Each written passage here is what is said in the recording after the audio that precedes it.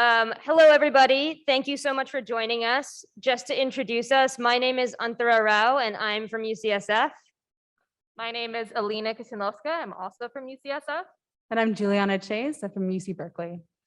Welcome to the Science, Ethics, and Policy Symposium 2022. We are so excited to have you all join us. We would first like to begin by acknowledging that this symposium is taking place in Huichin, which is the ancestral territory of the Chechnya-speaking Ohlone people. However, acknowledgement is not enough. As settlers, we continue to benefit from the use and occupation of this land. Therefore, we encourage everybody at this symposium to pay the Shumi Land Tax, which is a voluntary annual contribution to support the Sogorea Te Land Trust and the important work that they are doing. For folks living in San Francisco or on the peninsula, we encourage you to donate to the Yunakin Land Tax, which supports the work of the Association of the Ramaytush Ohlone people. Next slide, please. We are so excited to welcome you to the Science, Ethics, and Policy Symposium 2022 from Plants to Privacy, Science Ethics for the Modern Era. We are so grateful for your support and your company here today. Our symposium is the first of its kind, but hopefully not the last. The past few years have been difficult for many of us, and we're thrilled and humbled that SEPS 2022 will be the first big event that most of us have attended here in person since spring of 2020.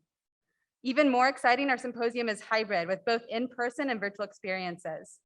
While initially we chose to pioneer a hybrid format because of pandemic-related restrictions, over the course of planning this, we have come to appreciate the inclusiveness and reach of virtual options.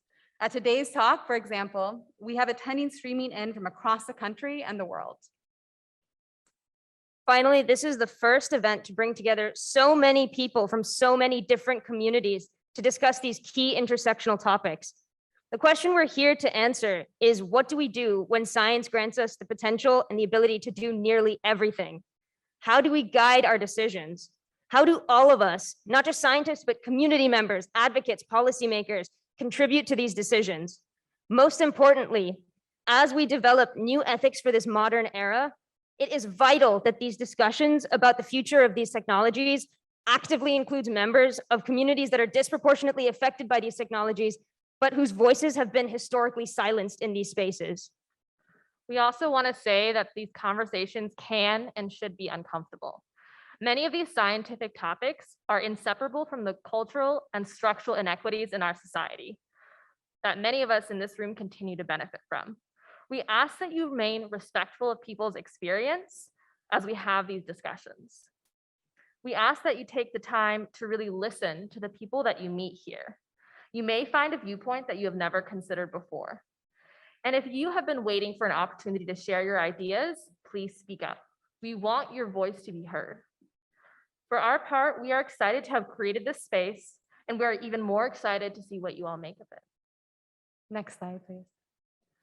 And thank you so much for everyone who has helped us create this space. We are floored by the initiative, the capacity, the passion, and the sacrifice of all of our core volunteers. Together, we have worked for 3 years to put together this event. We've seen members of our team graduate, relocate, get engaged, and welcome new family members. Thank you all so much to everyone who has been part of this journey. This may be the first big event that the science policy groups at UC Berkeley and UCSF have put together, but hopefully it will not be the last.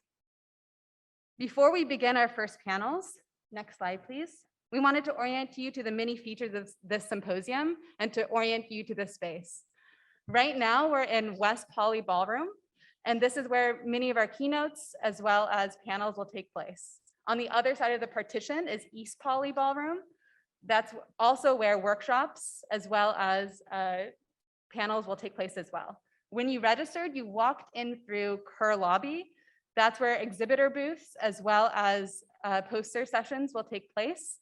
And as you just enjoyed breakfast, this is West Poly balcony where all of our receptions as well as all of our meals would take place. We ask that you remain with your masks on throughout all of the inside spaces during our event and only eat outside in West Poly balcony. Also on this floor, we wanted to highlight our break room, which is Stevens Lounge over in the far side of Kerr Lobby.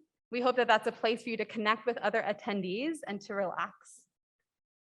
Our break room will have activities and reading materials recommended by our core volunteers and also some of you. Most workshops will be held in 3 different locations. In Tilden, which is on the 5th floor of this same building, as well as in East Pauley Ballroom, and also workshop spaces in the basement, where we have signage, extensive signage that'll be leading you there, as well as volunteers that will know their way around. The last thing to note is that there are no restrooms on this floor. For restrooms, please go up to the 4th or the 5th floor, or also to the 2nd floor where there's public restrooms there. And we'll wait for the next slide, but the main thing that we want you guys to get out of this symposium is a chance to connect with everybody who is here, either in person or virtually. And to that end, we have tried to find ways to help you guys connect and to encourage you to connect. For our virtual participants, we're using a new app, an app that's been around for a few years called Nooks. So if you are unfamiliar with that, we have a tutorial that should have been sent to you by email and should also be in our program. But essentially, Nooks allows attendees to more easily change rooms, meet new people, talk to each other, play online games, and we're using it for our break room and for our networking receptions. So we highly encourage you to join those spaces, meet other people at this symposium, and generally get to know each other. We also have a second activity, which are raffles that I'll also encourage you hopefully to meet each other and talk to each other. We have 3 tiers of raffles. Please try to check out each one of these. They are designed essentially to encourage you guys to engage with the content that we have in these panels and to engage with each of your audience members that you might not have met before. Whoever completes each of these challenges will be entered in a raffle drawing to win prizes, and we really hope you'll participate. As we connect in these spaces, we want to remind you that we expect that everyone stay respectful and considerate, whether that's virtually or here in person. We do reserve the right to ask you to leave if you do not abide by our code of conduct, and you can find that on our Eventbrite and also on our website. Next slide, please. Thank you so much to our sponsors. As student organizations, we absolutely could not have done this without you. We would like to especially thank Dr. Keith Yamamoto, Angela Gross, and Dr. Ben Rubin from the UCSF Office of Science Policy and Strategy for all their incredible support throughout this process. And thank you very much to Jana Conway-Hamilton from UC Berkeley Bioengineering for her unwavering patience and vital support throughout our financial paperwork. We're excited to have you, and we hope you enjoy our symposium. Thank you all for coming. Our first event will begin at 9:30 in either this room with the criminal legal system panel or in East Pauley with the equitable agriculture panel. And so we'll hope you'll join us very soon. Until then, we'll see you guys around the day.